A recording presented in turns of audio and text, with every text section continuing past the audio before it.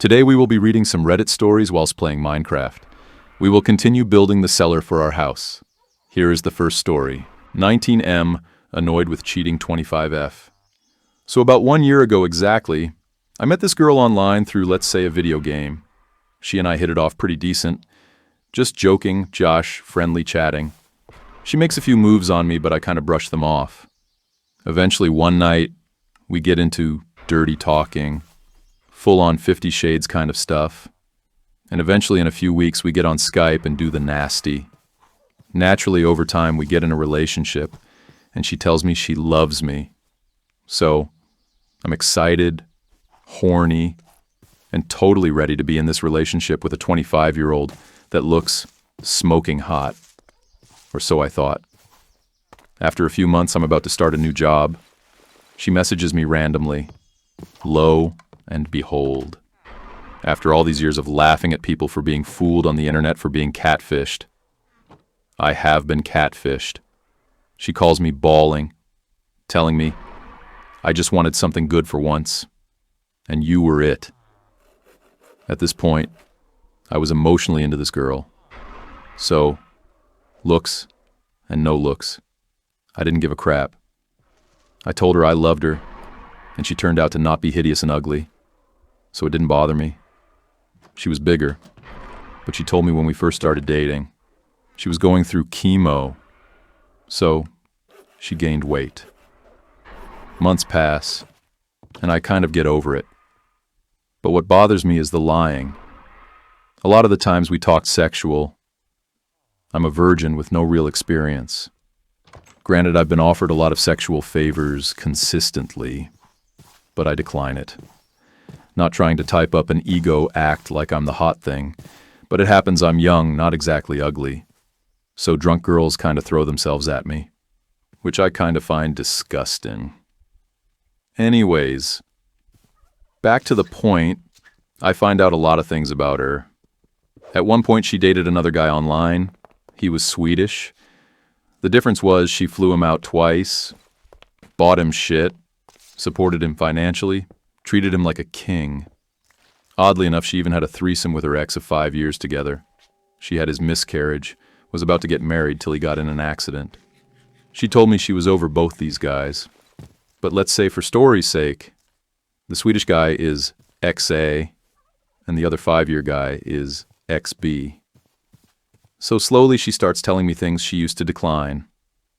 I would ask, have you ever had a threesome with 2 guys? No, never. Slowly she says, well, once with XB and another guy.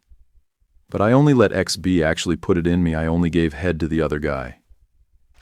Being the jealous virgin, this lie really annoyed me. Because not only a few months ago did she catfish me, but now she's lying about things like this. So I got more annoyed. Come to find out later, she admits to me she used to be called Head Monster in high school. Her number of guys she's given head to be exact is 22. Again, I'm emotionally into her, so I don't really care. She's with me now. And that's what matters, right? Or so the annoying voice in my head disagrees with.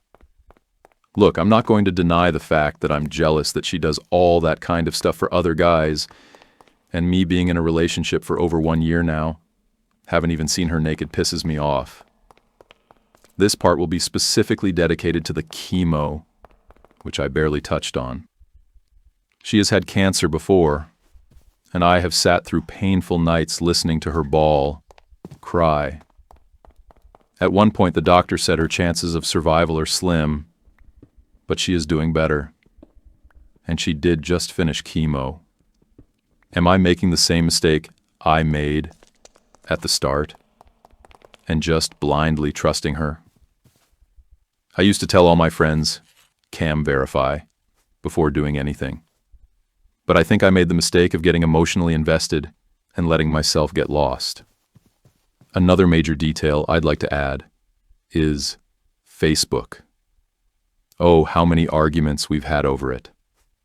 She talks about Facebook all the time, tells me this and that. but she refuses for some reason to add me.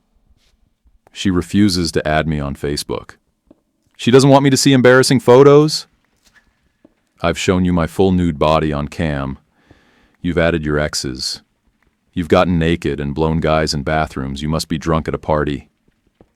Yet me, a guy you've dated for over a year, and you claim to love.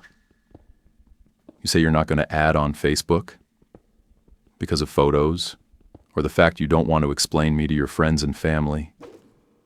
She once got naked in this website for a bunch of people on that video game we both played and had lesbian foreplay. All of this, and something else to add.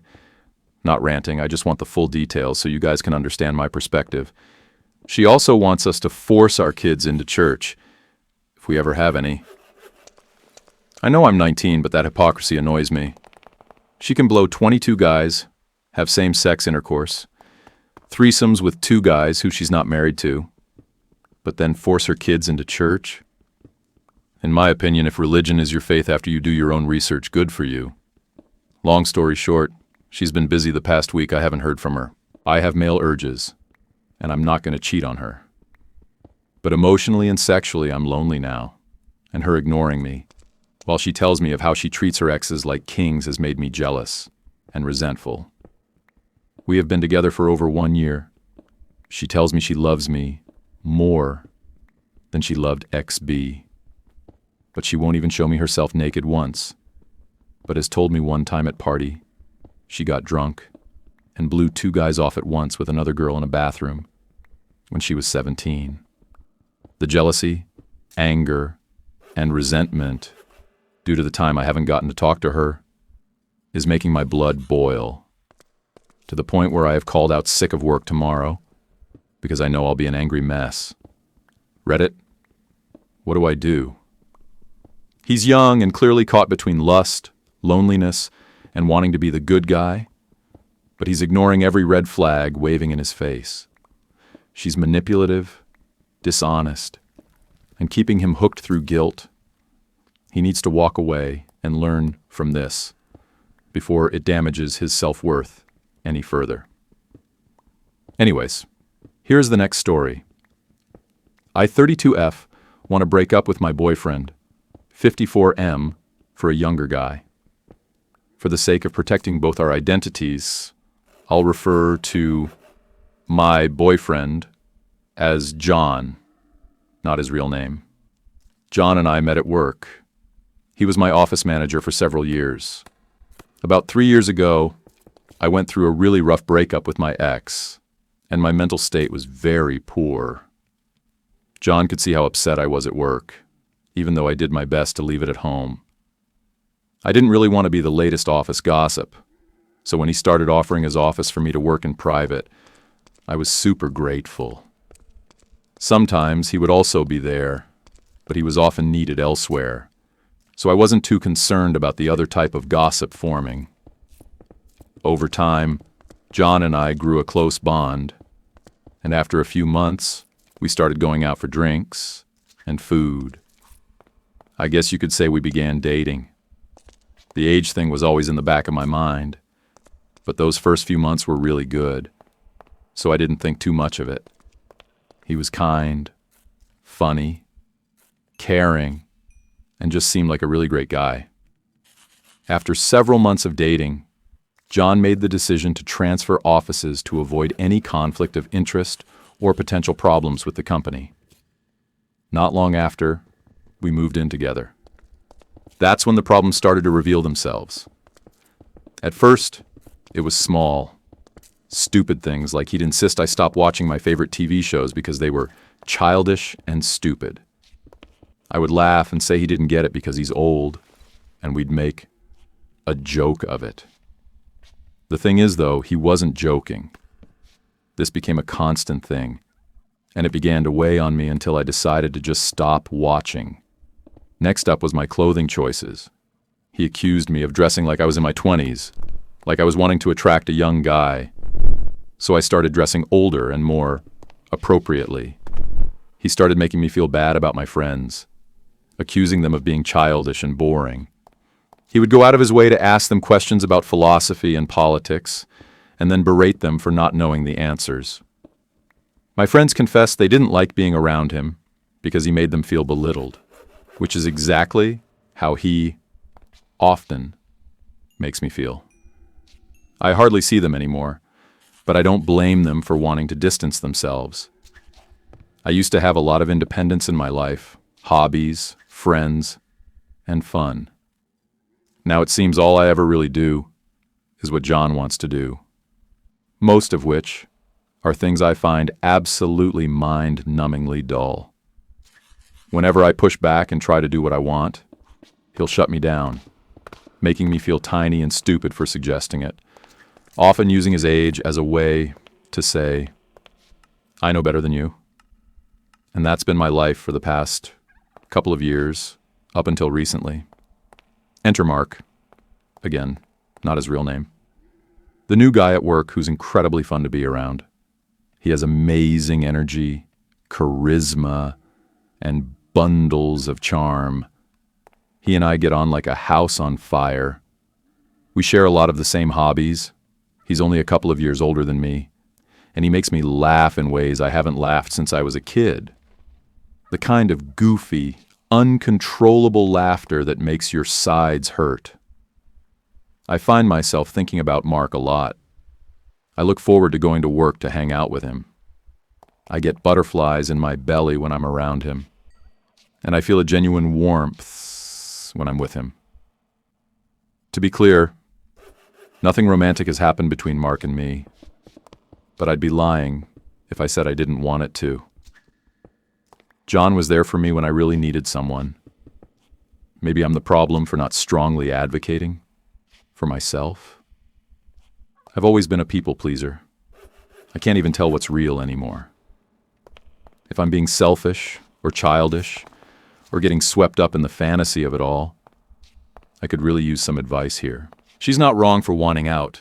Her boyfriend's behavior is controlling and condescending, and the relationship sounds more like a cage than a partnership. Still, she should end things cleanly before pursuing anyone new, because trading one emotional escape for another will just repeat the same unhealthy cycle. You break me, I systematically destroy your entire life. I apologize up front for the rather lengthy post, but it's all true, and was my greatest revenge. It all starts about 10 years ago. I was happily engaged to a girl who I knew for about 9 years, but had only been dating for about 1 year. Let's call her Nancy. All was good. She had her dream engagement ring. We had a nice house together. Both had steady jobs, and the wedding plans were coming along nicely. About 2 months prior to the wedding, we found out we were going to have a baby. Such happiness had never been felt before. Wedding plans continued, and the big day was only 28 days away. I come home from work and find that Nancy isn't home. I call her to see if she got held up at work and to see what time she might be home. But Nancy wasn't at work. She was at her grandmother's house, in another state. Nancy calmly told me that she no longer wanted to get married and that she was not coming home. Complete and utter shock. What in the F just happened?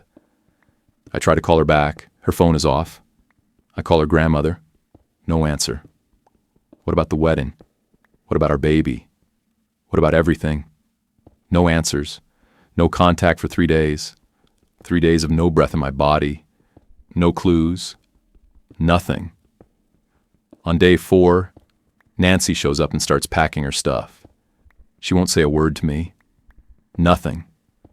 She leaves and sends me an email saying that she can't be with me. Again, no reasons. I begin calling her sister and asking what the fuck happened. Her sister tells me that she has no idea, but gives me their mom's phone number. Strange. Nancy said her mom was out of the picture because she was an abusive alcoholic. Nevertheless, I call Mom. Mom tells me that I am lucky number 3 who has fallen for this trap. Nancy cut Mom out of her life so Mom couldn't ruin Nancy's game of milking guys for money and resources.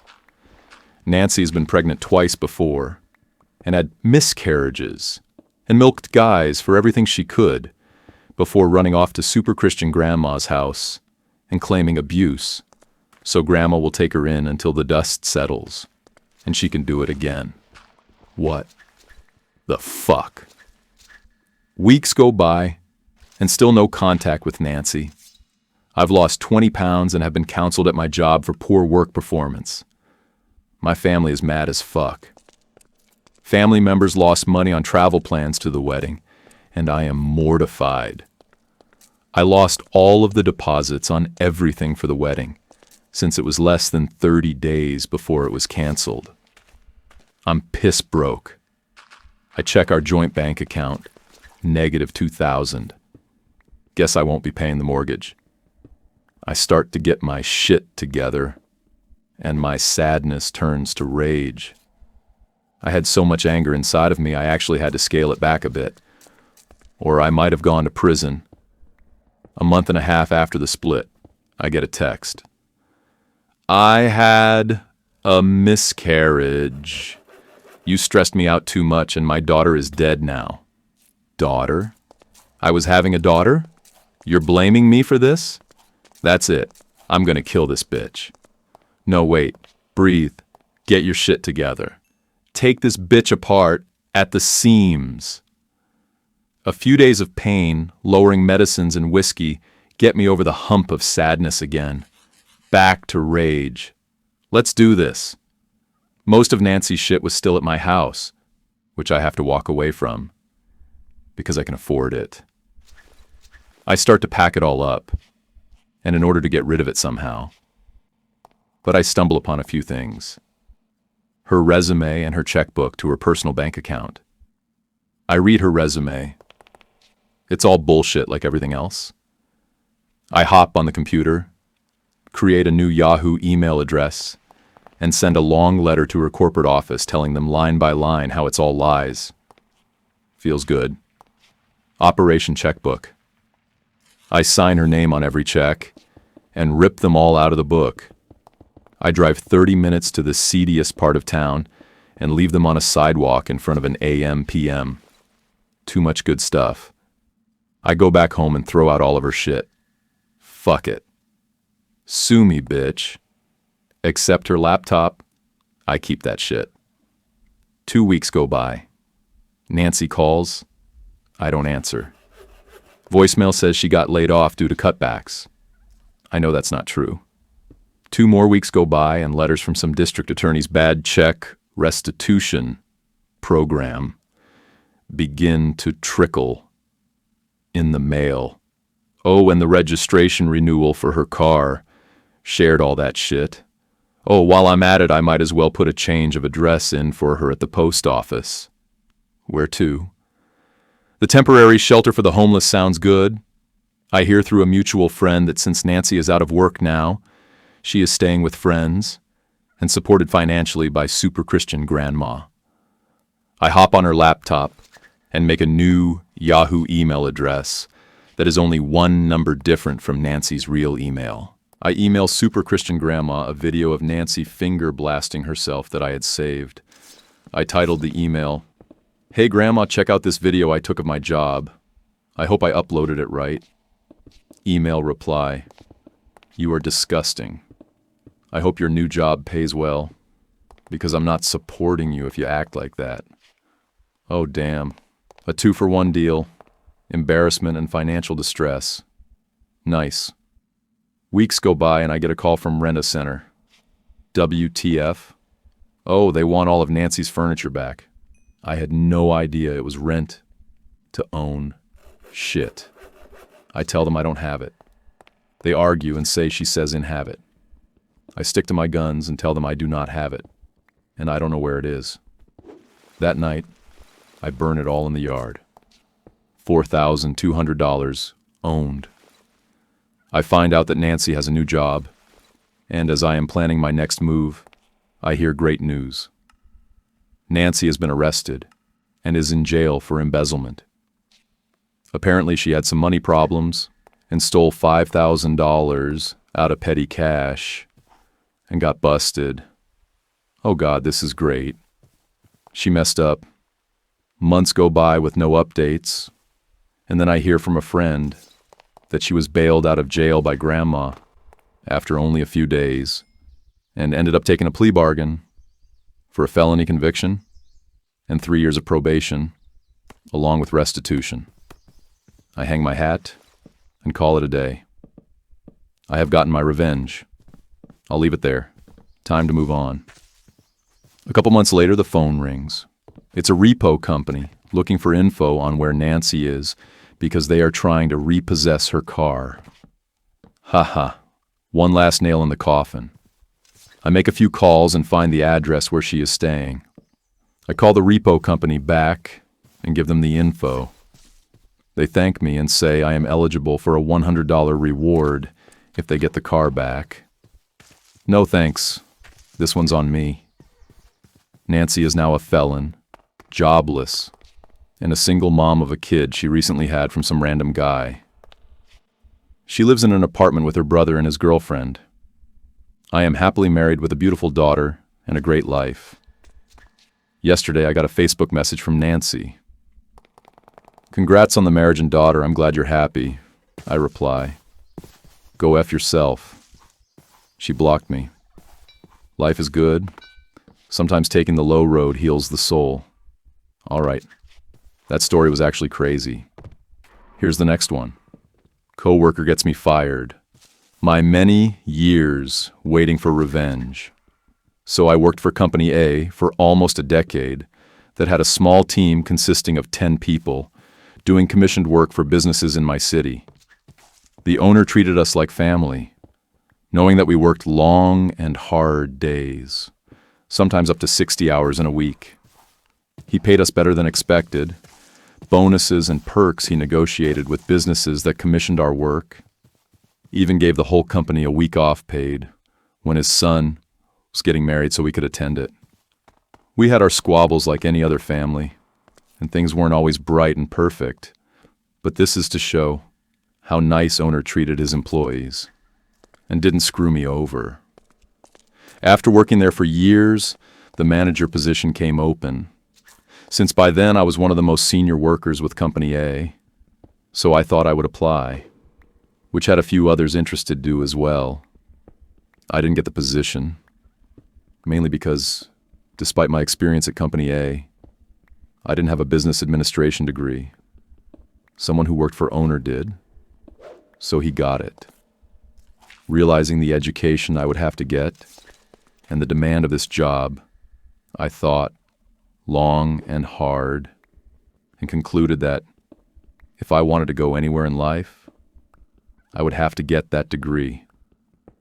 Coming right of high school to work for Company A was great, but if I wanted to do something more, I would have to go to university. I talked to the owner and gave my 2 weeks' notice. When I explained what I wanted to do and why, he understood that I was trying to make something of myself. This all becomes relevant later, I promise. Going to university, I found that I had tuition covered through government grants, but not things like food, rent, etc. So I looked around and eventually found work at Company B. Company B was a retail store with a bigger staff than I'd been used to, somewhere around 50 employees, but had such a huge employee turnaround that it was scary at times. They dealt with a wider range of goods from groceries to very expensive items. They had a certain niche clientele that they could order items for and catered to. I ended up working part-time in their warehouse and answered to the warehouse supervisor, who answered to the manager. There were other supervisors for other parts of the store, but for this, only the sales supervisor is relevant. Skip forward 7 years. In that time, I got my BA degree and worked at Company B the whole time, going from part-time to full, and eventually applied for the warehouse supervisor position. I was interviewed, got the job, been supervisor for months, when the manager and I hired Kay as a warehouse clerk. Kay isn't the one to get the revenge, but she played a crucial part in the revenge. Then Bitch gets hired. Bitch started out as a cashier, working quickly up the chain and brown-nosing as many coworkers as possible, including the manager. When a sales rep went on maternity leave, Bitch quickly jumped at the chance to work in sales and ended up permanently being a part of that team, then the sales supervisor soon after. Me and Bitch got along like oil and water. We butted heads over things constantly. She would tell the manager all the small things that I did, but called me a snitch when I reported the issues she was causing. She would badmouth me and my warehouse staff, talk over me at meetings, and try to take credit for my ideas. She openly told coworkers that I was the cause of many issues and couldn't wait for me to leave. Oh, and she was never at fault. It would be the customer's fault, my fault, the delivery driver's fault, another coworker's fault, etc. There were times when we got together well, but far and few between. I get fired. So one day, a very expensive ring set, which was about $5,000, comes in. Years ago, I set up a procedure for any type of jewelry so that it will not get lost or stolen. The last step is, once we have done everything with it in the warehouse, we take it to the office and have someone put it in the safe immediately. This particular time, I was the one who received the rings. So, once going through the procedure, told Kay that I was taking it to the office. The only one available who had the combination to the safe was Bitch. I asked her if she could open the safe. She looked at me, looked at the jewelry box in my hand, then said, "Put it down here on my desk. I'll put it away once I'm done this email." Keep in mind that me and the Bitch had had a serious spat over something earlier that day, and I generally didn't feel like being close to her if I could help it. So I never saw her put it in the safe myself. The next day, I get a call from the manager to come to the office. I head there to find manager, Bitch, and the HR consultant they pull in when some real shit hits the fan. Manager tells me that said ring set have disappeared. I tell them the procedure I followed, and last I saw them was with Bitch. Manager tells me that Bitch checked the box, and that said box was empty. Manager then pulls the box out. Sure enough, the box the rings were in was indeed empty. I swear to manager that the rings were inside when I checked them before, given to Bitch. At this point, it's my word against hers. By stroke of bad luck, the in-store video recorder had broken down days before the incident, so there was no way to verify what happened. We all know someone has to take the blame for this, and that's when Bitch strikes, saying that it was my fault, since it was last seen in my hands. Manager asks if this is true. Then I realize that yes, I was indeed the last person to touch the thing, and I never actually saw Bitch pick up the box. Bitch gives me the look of that screamed, "Gotcha!" Manager and the HR consultant ask us both to leave. After what seemed like forever, I get called in. Manager tells me that since I was responsible for the rings at the time and now are lost, they would be firing me. But, since they had no proof as to whether I stole the rings or not, they wouldn't press charges, which scared the crap out of me as this was the first time I heard of them thinking this. I go back to the warehouse, tell Kay and the other warehouse clerks just what happened, grabbed my personal belongings and left that day. After a couple weeks of trying to get my head around what happened and weighing my options, I decide my first priority is to try to get some sort of job, and consider it lucky if I get a job flipping burgers with the bad rep when they ask Company B. I call the owner of Company A to get a good reference from them and explain what happened and why I was calling, only to get the shock of a lifetime. The manager position was about to be open. The guy who I lost the position to was retiring soon due to complicated health reasons. Owner had kept tabs on me while at university and understood when I didn't immediately come back to him. But with a golden opportunity like this, he wanted me back, and I wasn't going to say no. I dive into my new job I originally wanted with an owner I enjoyed working for. I thought, then and there, everything would be behind me, not knowing it would come back, not to bite me, but to pay dividends. The revenge, Kay's side. This I found out after Bitch's reckoning. After I was fired, Kay knew she had to do something about Bitch.